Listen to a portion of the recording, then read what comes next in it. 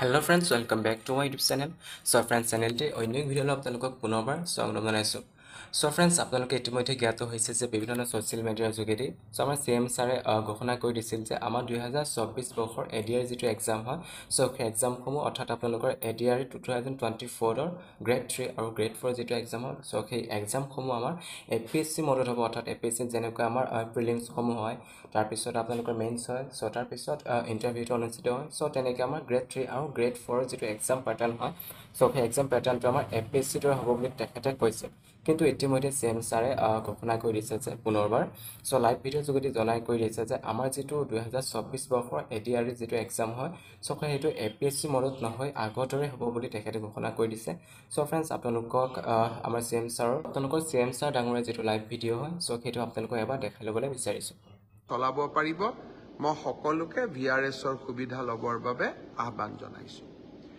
যোৱা পৰহি মই ফেসবুক লাইভত এটা কথা উল্লেখ কৰিছিলো যে অসম চৰকাৰৰ তৃতীয় আৰু চতুৰ্থ শ্ৰেণীৰ যি পৰীক্ষা হ'ব তাত আমি লোকসেৱা আয়োগৰ আৰ্হিত প্ৰিলিমছ আৰু মেইনছ আমি অনুষ্ঠিত কৰিম দুই এজন ব্যক্তিয়ে মোক জনাইছে যে পৰীক্ষাত নতুন নিয়ম এই বছৰ কৰিব নালাগে কাৰণ আৰু যেহেতু দুমাহ আছে গতিকে আমি পুৰণা বা আগৰবাৰৰ দৰে পৰীক্ষা পতাটো উচিত হ'ব আমাৰ চৰকাৰখনে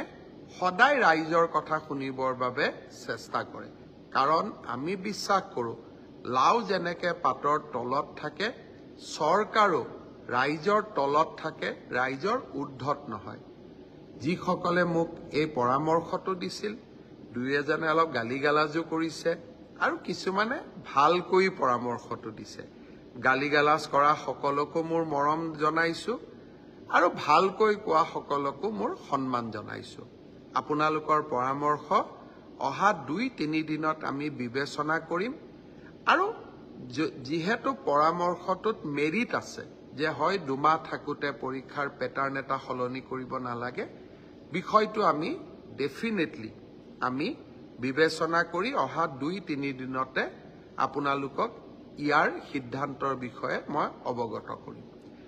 আজি দিনটোত ছাত্ৰ ছাত্ৰীসকলৰ কল্যাণৰ কাৰণে আমি আৰু দুখন মিটিং কৰিছিলো আমি